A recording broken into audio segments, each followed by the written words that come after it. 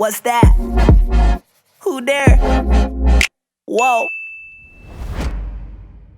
I have a few questions like I'm calling beneath the hood a little bit. And the first one's around like the business model of your media company and like monetization. So I feel like, there's a lot of people that are probably uninformed out there who see content creators and they see like millions and millions of views and they think, oh, they're making tons of money, or they're thinking, oh, they're not making tons of money, but they don't really know like what's actually going on. And so I know for a business like yours, right, you're making money on the YouTube AdSense for the ads in their pre-roll or during the videos, but you also have things like courses and one-on-one training and coaching, and you have affiliate product links, I'm sure, and you have those direct brand deals. So maybe, just talk a little bit about, and you don't have to go into specifics if you don't want to, but maybe just like break down how you think about the mix and like what are the most exciting, monetization channels for you, and how do you think about that over time? Without a doubt, the number one source of income, somewhere between 95 to 99% of my income is just sponsorships. So that is everything from a brand that wants a picture on my Instagram feed, but more recently there's more custom programs around it. So, Instagram story sequences over a span of the campaign, an integration into a YouTube video, which would be like a 60 to 90-second ad in a wider YouTube video. For a higher ask on YouTube, there could be a full-on sponsored YouTube video where the whole video is sponsored and it's like basically a piece of entertainment branded content. And with the rise of other platforms, like I know everyone gets stressed about new platforms popping up and needing to be on all these platforms, but at least with TikTok, a big way I grew was just repurposing the content I had for other platforms and just showing up there. And now it has become almost like equal income to what I can get for Instagram, just because brands want to be there too. So it's really just added another income stream just by having to repurpose my content for another platform. And I would definitely say just most of the income is those sponsorships, and that's the largest chunk. The secondary sources, I guess, I wouldn't say I have like 10 streams of income and here's a tier. It's really just like that one chunk and then everything else for me. And for me, everything else would be, I guess, on the larger end of it would be the YouTube ad revenue, which I say large, but and obviously it's all relative to how much people can make from that. But I don't find that YouTube ad revenue, even on an account with almost 300,000 subscribers that does relatively well, I don't think it's any sort of like sustainable income if that was all you were doing. It's definitely a nice background check every month, but really I've shared this publicly before, that one video that has done really well, which has like over 10 million views. If I recently looked at the analytics on the back end, and I think I've made like maybe $13,000 from that one video, which is amazing because all I did was dance for 20 minutes. But at the same time, you can't live off that forever.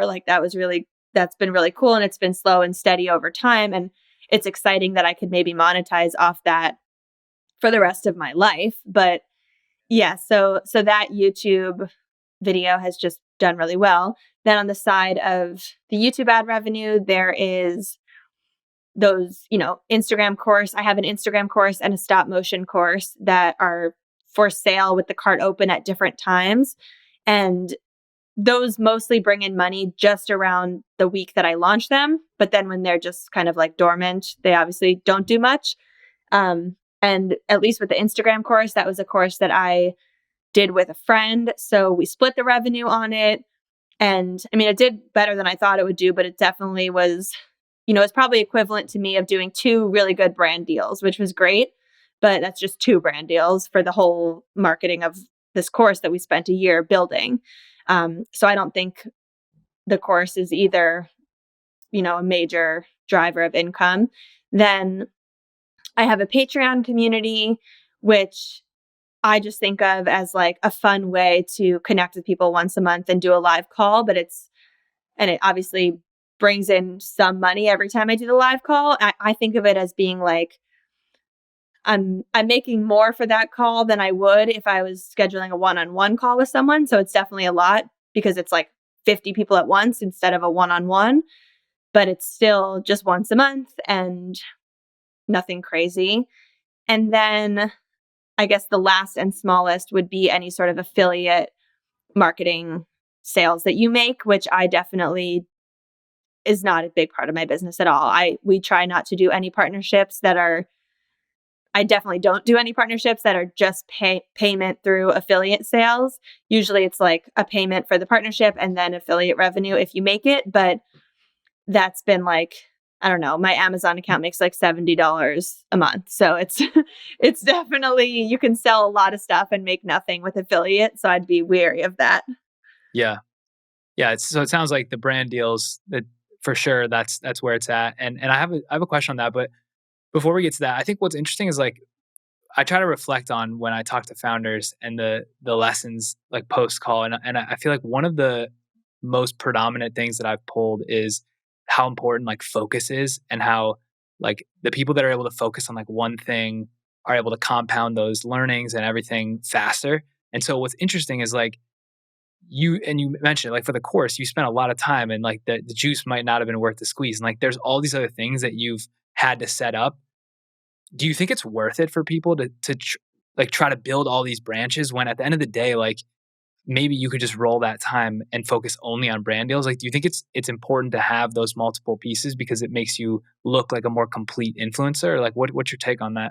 No, it's a great question because I do feel like there are some benefits just from an optical standpoint of having some offerings. And, I think at the end of the day, my course, even if it wasn't the biggest revenue driver or it just was equivalent to a couple of big brand deals, I feel like what it did was definitely helped establish me in terms of my audience's eyes and potential brands that are following me as a content creator that can educate you on the art of content creation. And so I definitely think that it is useful for me to have that course when I either pitch myself to brands or if other brands might come to me because of the course. Like, just as an example, I have now done a lot of partnerships with Adobe that I feel like the fact that I had that course, and I feel like the fact that my Patreon community is kind of all about teaching people, it's like a content creation accelerator program, and I do a lot of stuff with Adobe.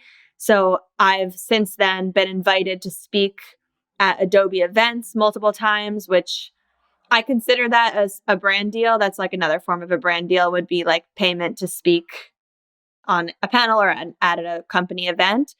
And I've done that with Adobe a lot since launching that course.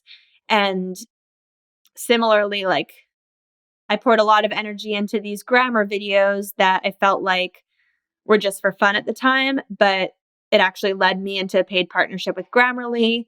And more recently, it led me into an educational partnership with TikTok, like the company TikTok, where I'm just making a lot of TikToks that are educational, including some more grammar. And so there are things that you can pour your heart into and pour your energy into that they might not just be to make money on that one thing, but I think as long as you're doing something that you enjoy, there's always a way to kind of spin it into something else that is lucrative. Yeah, no, definitely. The course, that's a great point. It like credentialized you for all these other things. So a question on the brand side, and I guess broadly for your team, like are you doing all this yourself? Like you're I mean, I guess you're getting a lot of inbound probably from the brands, so you don't have to do a lot of outreach, but you're like negotiating the deals, you're obviously the main talent, you're constructing everything. Do you have a team? Like how does that break down for someone at your size? Yeah, so I definitely am not doing it all on my own anymore. Up until up until I guess I first started having Refinery help me. Then they became the negotiators for the brand deals. But in more recent days, so I feel like I look at my business as two separate businesses. So there's the branded side, which is pretty much run by my team at United Talent Agency. So I have a team of about 4 to 6 women there who are, a few of them are agents, and then it's like their assistants or their coordinators. And they're like the ones on the ground. Every time I get an inbound email with a brand request, I just forward it to them and they get on the phone and try to get a deal and pretty much only loop me back in if there's an offer that they're happy with or that they want to present to me if it's the brand's best. And then they also are, managing, they're also doing outreach that's not coming from me. So whether it's their previous clients or, they're working with brands through other clients and they can pitch me and their other clients for those same brands. They're doing a lot of my partnerships that come in are just from them that never came to my inbox. And then I guess there's another subset of partnerships where it would be like, I'm interested in a partnership with a brand. So I just email them and say, can you try to get a deal with this brand? I really love it. And they'll do what they can to get in touch. So that's like the branded side. And that's all UTA, as well as a lawyer who is looped into every email and does all the contracts and just sends me a DocuSign once it's ready to go. And I basically shouldn't say this, but I basically don't even read it. I just click next, next, next, because I trust their team is getting, doing everything safely. I just look at the compensation line and the deliverables and make sure it's what I agreed to, and then I sign it. So that's that side. And then on the other side I think of is more of like the editorial side of my business, where I just need to kind of keep things moving. And this includes content that I'm creating that is not sponsored, as well as all the content that is sponsored needing to like go live and get up there and be shared. So on this side, I have 2 current people who work for me, both in like a part-time capacity. One is a virtual assistant who does a lot of, graphics creation, copywriting for YouTube description boxes, adding closed captioning, creating Instagram stories to push to video content that I'm making, all that. And then the second employee is more of like a content manager who helps me with a lot of video editing and motion graphics for sponsored and editorial videos. She's also the person who posts, like anytime I have a sponsored story set. This was like the death of me for years, was these long story sets for brands that you have to mock up and send to the brand for approval. And then because you can't save Instagram story drafts, you'd have to go back and do it again when you went live. And so she actually like does all the stories for me. So we get it approved by the brand and then she does them all when I have to go live. As well as she does some video editing for me, and just like also is kind of a second brain for me in terms of good ideas for brands. She sometimes does like initial outreach and then sends the brands to UTA. So she's just sort of like on the ground in that way. And there was one other thing. I kind of feel like that's the meat and potatoes of it all are those 2 sides. But I just try to, obviously one leads into the other. So I try to keep everyone looped in with everything that's happening. But I have a pretty organized system on the back end. I use Asana to track all the tasks and calendar of when content goes live. And so far, nothing has fallen through the cracks. Yeah, I mean, you're rolling. That's a lot of infrastructure. That's awesome. And I feel like the sourcing of the deals, that's so nice that it's off your plate. And I guess that's the benefit of why you have an agent and why you have an agency, because they do that. That's amazing. Yes. Oh, I remembered what I was going to say. It was that, I guess the third component that I now also have, which is life-changing, is I hired this company that is a video editing company it's basically like a subscription service. So when they can just kind of work on my video content all the time. And once they're done with one, I send them a request for the next. And so it doesn't always, I like to be super ahead with my videos where I can. And it sometimes gets close to falling behind. So I end up editing a lot of stuff, or that other girl on my team will do a little bit of it, but they can pretty much like add final graphics and sound and color grading. And it's making my videos a lot more packaged and professional.